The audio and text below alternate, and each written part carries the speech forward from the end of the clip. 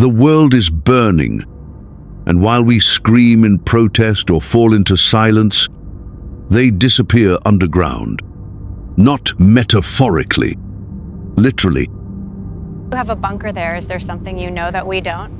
No, I think that's just like a little shelter under, and it's like a basement. A little shelter. What are you worried about? It's a basement. No, it's... Mele Kalikimaka, everyone. First at 6, tech billionaire Mark Zuckerberg is speaking out for the first time about his so-called doomsday bunker under his 1,500-acre property on Kauai's North Shore. As our Eddie Dowd reports, it's nearly the size of a basketball court. The top 1% are building bunkers. Mark Zuckerberg is constructing one in Hawaii, and it's worth $270 million, $270 million. It's almost like a status symbol now. But why do the super rich need bunkers? Are they trying to survive a war? Maybe another pandemic? Or an apocalypse? Do they know something that we do not? The elites, the so-called architects of order, have been building private bunkers, armored vaults, underground cities, hidden beneath the earth. While we're herded above like sheep, what do they know that we don't? Why are they pushing war, chaos, AI, and smart cities, while preparing to vanish? From Norway's Svalbard Global Seed Vault to massive DUMBs under Denver Airport to underground cities in Switzerland, New Zealand, and Antarctica, they're not preparing for natural disasters. They're preparing for us to burn, because they know what's coming. They're the ones bringing it. War after war. Region after region collapses. And the victims? Always the same Muslims, the awakened, the poor, the non-compliant. But these wars aren't what they seem. They are blood rituals, engineered destabilizations. To shift the world into their new order, Iran, Israel, Palestine, Yemen, Ukraine, Taiwan. None of these conflicts are organic. The recent Israeli strike on Iran's nuclear facility wasn't a reaction, it was a ritual, a strategic trigger to escalate chaos, to test red lines, and most of all, to distract. Iran retaliates only when struck, but stayed silent when Gaza bled. Iran notified the US and Qatar before launching missiles. Israel and the US notified Iran before striking their nuclear site. Wait, since when do enemies coordinate war like actors before a play? Because this isn't war. It's a performance, a choreographed conflict. A chess match between puppets all controlled by the same unseen hand. While Gaza burns, Syria bleeds, and Yemen starves, Iran and Israel put on a light show for the cameras. And those who were supposed to defend the Ummah, the ones with wealth and power, sold out. They build mirror cities and smart prisons for their own people, while shaking hands with those who slaughter our brothers. Arab nations who claimed unity sat at tables with murderers. Why? And Iran's so-called allies, Russia, China, North Korea, all silent. Why? Because they all read from the same script, handed to them by the architects of darkness. This is a global play. The blood is real.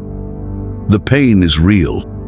But the war is theater. Blood is spilled while laws are rewritten in secret.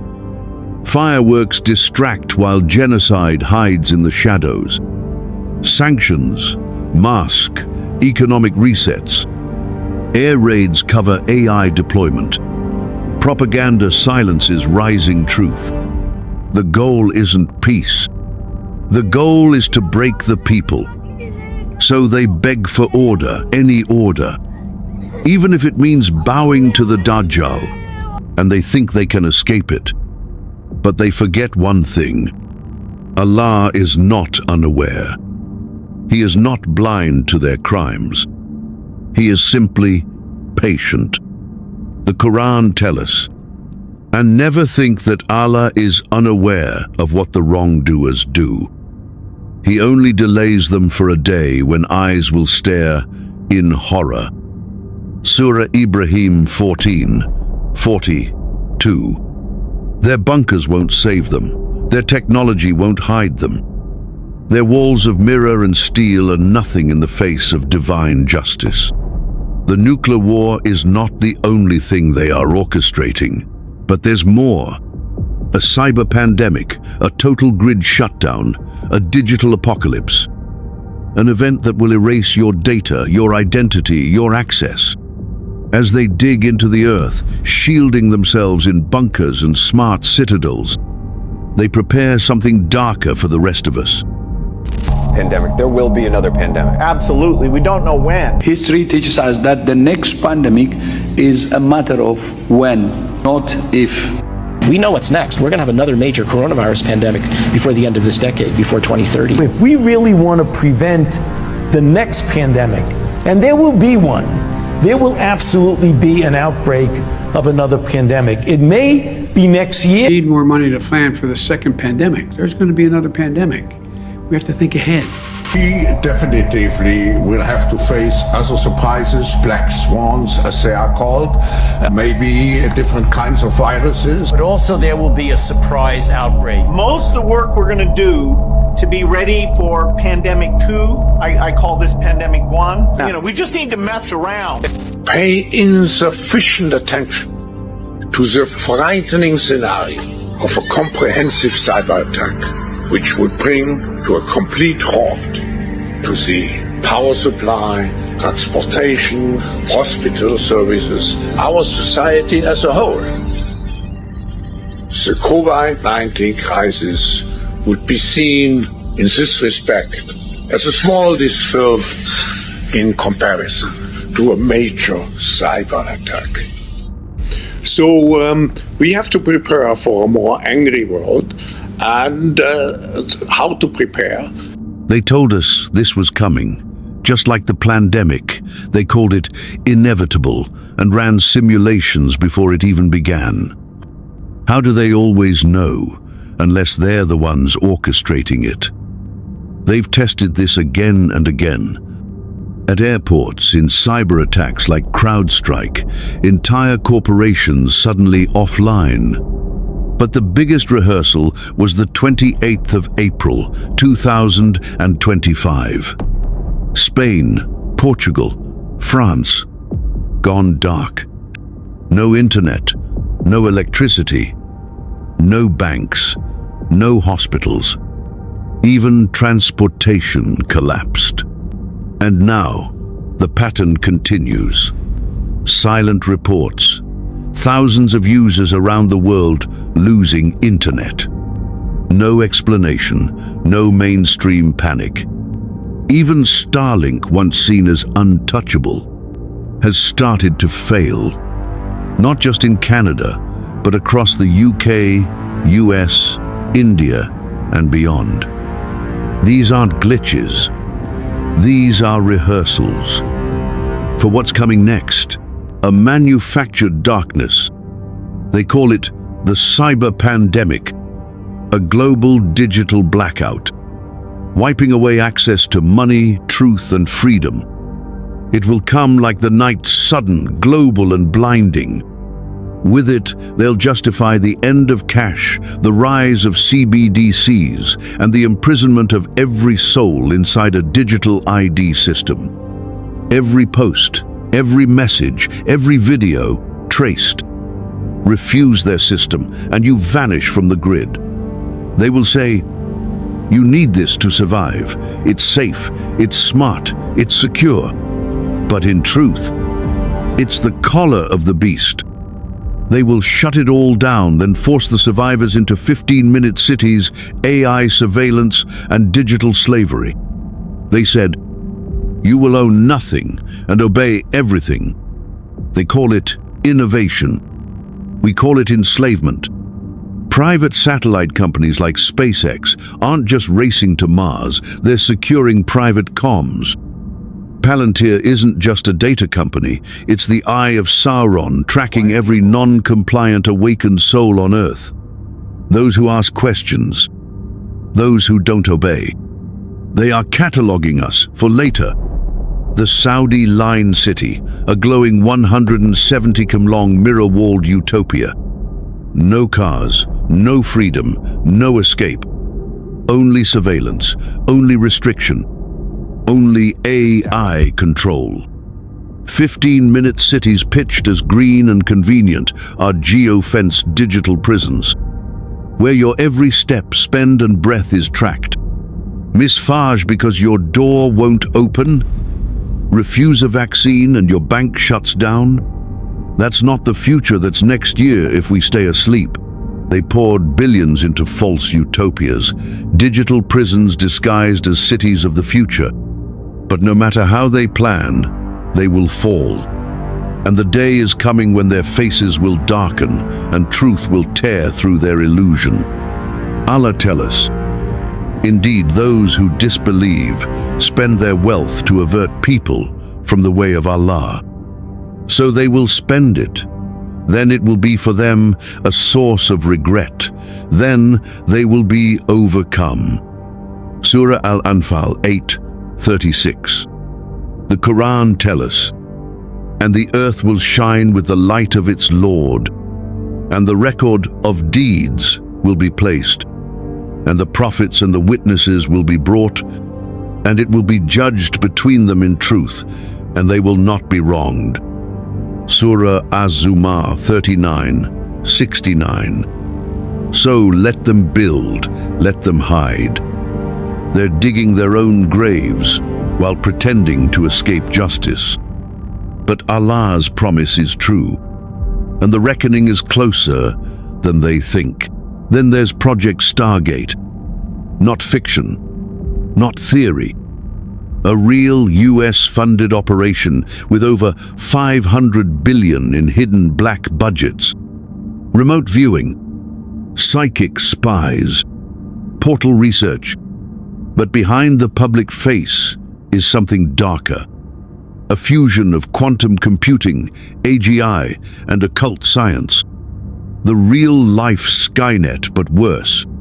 Because it doesn't just want control. It wants your soul. They say Project Stargate was for psychic research. Then why $500 billion? Because it was never just psychic. It was occult, a portal system, a military occult interface blending AI, jinn tech, and dimensional gateways. This isn't theory. This is modern Babylon reborn. And in the Quran, Allah tells us, and they followed what the devils had recited during the reign of Solomon. It was not Solomon who disbelieved, but the devils disbelieved, teaching people magic. Surah Al-Baqarah 2:102. They taught men magic, and what was sent down to the two angels in Babylon. This wasn't metaphor. It was a warning. And the AI? Why does it consume gallons of water per hour? What kind of machine needs that much water, unless it's something else entirely? Could AI be part of Gog and Magog? A synthetic species, once sealed by Allah, now unleashed by mad scientists. They're not building intelligence. They're building a gate, a Stargate. Why does the most powerful AI chip company call itself NVIDIA, from the Latin invidia, meaning envy? Why does its logo mirror the all-seeing eye of Dajjal? Why the obsession with robotic eagle eyes, spirals, and surveillance GPUs? But it's not just them. Gmail resembles the Freemason apron. Chrome is a spiral eye shaped like 666. The Play Store triangle mirrors the pyramid. Google's G echoes the Masonic G. Tesla's T resembles the head of Baphomet.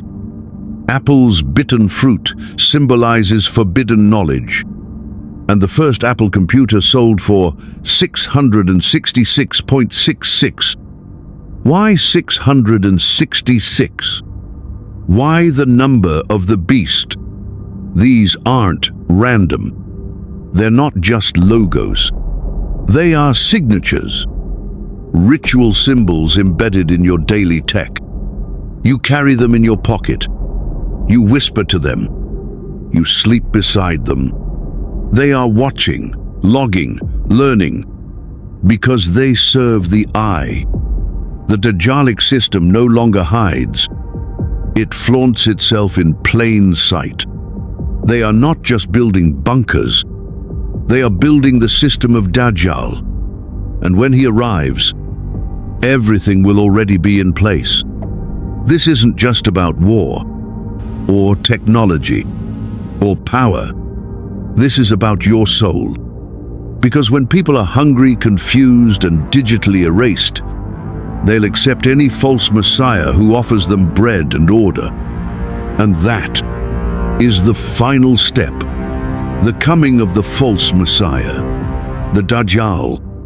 They plot to bring him, but they forget. Allah is watching, and nothing escapes his justice. Say, nothing will ever befall us except what Allah has destined for us. He is our protector. So, in Allah, let the believers put their trust. Surah At-Tawbah 9:51. Let them hide in their fortresses. Let them play gods with machines and blood. But they will never escape Allah. They planned, but Allah also planned, and Allah is the best of planners. Surah Al-Anfal 8:30. And as long as we cling to La ilaha illa Allah, we have already won.